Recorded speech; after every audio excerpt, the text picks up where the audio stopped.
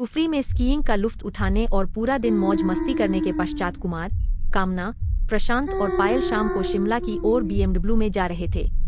सर्दियों के दिन, जनवरी का महीना, शाम के 6 बजे ही गहरी रात हो गई थी।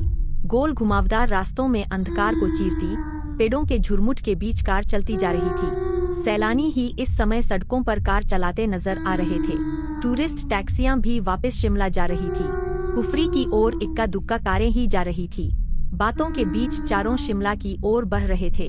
लगभग आधा सफर कट गया था। कार स्टीरियो की तेज आवाज में हंसी ठिठोली करते हुए सफर का आनंद उठाते हुए समय का पता नहीं चल रहा था। झटके मारते हुए कार क्यों चला रहे हो? प्रशांत ने झटकती हुई कार में झूलते हुए कुमार से पूछा। प्रशांत भाई, मैं तो कार ठीक चला रहा हूँ, मालूम नहीं यह अचानक से झटके क्यों खा रही है? कुमार ने झटके खाती कार को संभालते हुए कहा। कार को थोड़ा साइड करके देख लेते हैं, हो सकता है कि डीजल में कचरा आ गया हो। थोड़ी रेस देकर देखता हूँ कि कार रिदम में आ जाए। कुमार ने क्लच दबाते हुए कार का एक्सीलेटर दबाया, लेकिन कोई खास कामयाबी नहीं मिली। कार झटके खाती हुई रुक गई। अब क्या करे? चारों के मुख से एक साथ निकला। सभी सोचने लगे कि काली रात के साए में कुछ भी नजर नहीं आ रहा था। सोने पे सुहागा तो धुंध ने कर दी थी। धीरे धीरे धुंध बढ़ रही थी। ठंडक भी धीमे धीमे बढ़ रही थी। कार सड़क की एक साइड पर खड़ी थी। इक्का दुक्का कार, टैक्सी आ जा रही थी। प्रशांत बाहर निकलकर मदद मांगनी पड़ेगी। कार में बैठे रहने से कुछ नहीं होगा। कार तो हम चारों का चलाना आता है, लेकिन कार के मैकेनिक गिरी में चारों फेल है। शायद कोई कार या टैक्सी से कोई मदद मिल जाए, कहकर कुमार कार से बाहर निकला। एक ठंडे हवा के तेज झोंके ने स्वागत किया। शरीर में झुरझुरी सी फैल गई। प्रशांत भी कार से बाहर निकला। पायल और कामना कार के अंदर बैठे रहे। ठंड बहुत अधिक थी। दिल्ली निवासियों कुमार और प्रशांत की झुरझुरी निकल रही थी। दोनों की हालात दयनीय होने लगी। थोड़ी देर खड़े रहे तो हमारी कुल्फी बन जाएगी, कुमार ने प्रशांत से कहा। ठीक कह रहे हो, लेकिन कर भी क्या सकते हैं? प्रशांत ने जैकेट की टोपी को ठीक करते हुए कहा।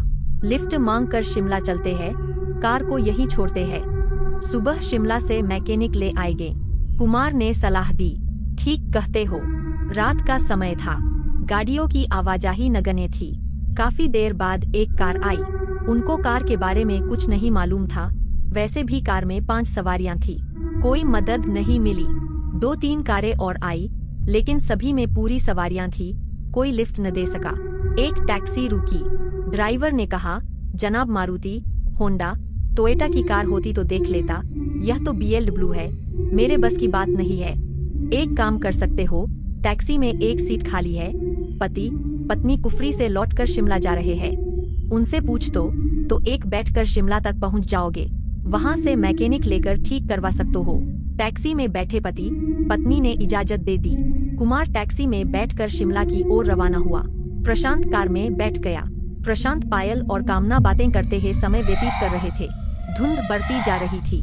थोड़ी देर बाद प्रशांत पेशाब करने के लिए कार से उतरा। कामना, पायल कार में बैठे बोर हो गई थी। मौसम का लुत्फ उठाने के लिए दोनों बाहर कार से उतरी। कपक पाने वाली ठंड थी। कार में बैठो, बहुत ठंड है, कुल्फी जम जाएगी, प्रशांत ने दोनों से कहा। बस 2 मिनट मौसम का लुत्फ लेने दो, फिर कार में बैठते हैं, पायल और कामना ने प्रशांत को कहा। भूतिया माहौल है, कार में बैठते हैं, प्रशांत ने कहा। प्रशांत की बात सुनकर पायल खिलखिलाकर हंस दी। भूतिया माहौल नहीं, मुझे तो फिल्मी माहौल लग रहा है। किसी भी फिल्म की शूटिंग के लिए परफेक्ट लोकेशन है। काली अंधेरी रात, धुंध के साथ सुनसान पहाड़ी सड़क, हीरो हीरोइन का रोमांटिक मूड, सेंसुअस सॉन्ग। कौन सा गीत याद आ रहा है? तुम दोनों गाओ। मेरा रोमांटिक पार्टनर तो मैकेनिक लेने गया है, कामना ने ठंडी आह भर कर कहा। तीनों हंस पड़े। तीनों अपनी बातों में मस्त थे। उनको मालूम ही नहीं पड़ा कि कोई उनके पास आया है। एक शख्स जिसने केवल टी-शर्ट पैंट पहनी हुई थी, प्रशांत के पास आकर बोला, आपके पास क्या माचिस है? इतना सुनकर तीनों चौंक गए। जहां तीनों ठंड में कांप रहे थे, वही वह शख्स केवल टी-शर्ट और पैंट पहने खड़ा था। कोई ठंड नहीं लग रही थी उसे। प्रशांत ने उसे ऊपर से नीचे तक गौर से देखकर कहा, आपको ठंड नहीं लग रही क्या? उसने प्रशांत के इस प्रश्न का कोई उत्तर नहीं दिया, बल्कि बात करने लगा। आप भूतिया माहौल की अभी बातें कर रहे थे।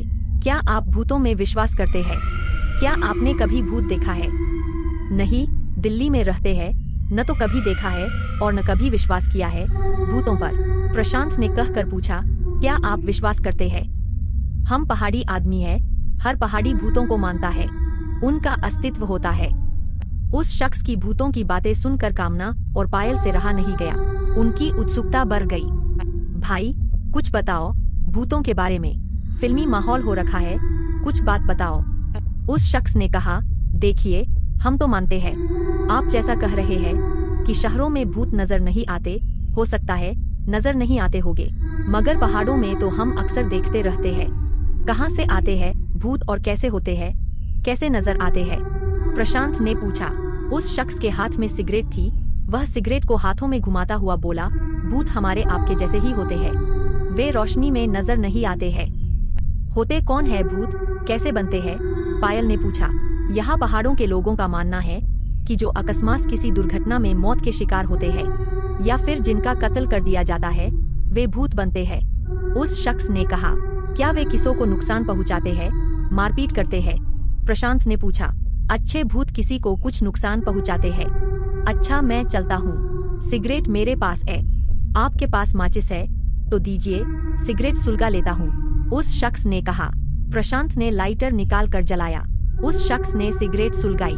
लाइटर की रोशनी में सिर्फ सिगरेट नजर आई। वह शख्स गायब हो गया। लाइटर बंद होते ही वह शख्स नजर आया। तीनों के मुख से एक साथ निकला भूत। तीनों, प्रशांत, पायल और कामना का शरीर अकड़ गया और बेसुध होकर एक दूसरे पर गिर पड़े। अकड़ा शरीर, खुली आंखें, लगभग मृतदेह के समान, तीनों मूर्छित थे। वह शख्स कुछ दूरी पर खड़ा सिगरेट पी रहा था। तभी वहां आर्मी का ट्रक गुजरा। उसने ट्रक को रुकने का इशारा किया। ट्रक ड्राइवर उसे देखकर समझ गया कि वह कौन है। ट्रक से आर्मी के जवान उतरे और तीनों को ट्रक पर डाला और शिमला के अस्पताल में भर्ती कराया। कुछ देर बाद कुमार कार मैकेनिक के साथ एक टैक्सी में आया। अकेली कार को देख परेशान हो गया कि तीनों कहाँ गए। वह शख्स जो कुछ दूरी पर था, कुमार को बताया कि ठंड में तीनों की तबीयत खराब हो गई, आर्मी के जवान उन्हें अस्पताल ले गए हैं। कहकर वह शख्स विपरीत दिशा की ओर चल दिया। मैकेनिक ने कार ठीक की और कुछ देर बाद शिमला की ओर रवाना हुए। कुमार सीधा अस्पताल गया। डॉक्टर से बात की। डॉक्टर ने कहा कि तीनों को सदमा लगा है।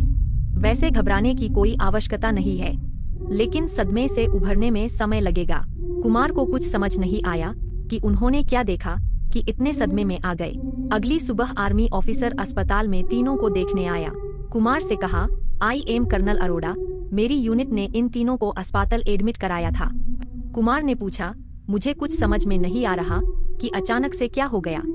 कर्नल अरोड़ा ने कुमार को रात की बात विस्तार से बताई कि वह शख्स भूत था जिसे देखकर तीनों सदमे में चले गए और बेसुध हो गए। वह एक अच्छा भूत था। अच्छे भूत किसी का नुकसान नहीं करते। उसने तीनों की मदद की, हमारे ट्रक को रोका और कुमार के वापस आने तक भी रुका रहा। शाम तक तीनों को होश आ गया। 2 दिन बाद अस्पताल से छुट्टी मिली और सभी दिल्ली वापस गए, लेकिन सदमे से उभरने में लगभग 3 महीने लग गए। आज 7 साल बीत गए उस घटना को। चारों कभी भी घूमने रात को नहीं निकलते। नाइट लाइफ बंद कर दी। घर से ऑफिस और ऑफिस से घर, बस यही रूटीन है उनका। उस घटना को याद करके आज भी उनका बदन ठंडा होने लगता है।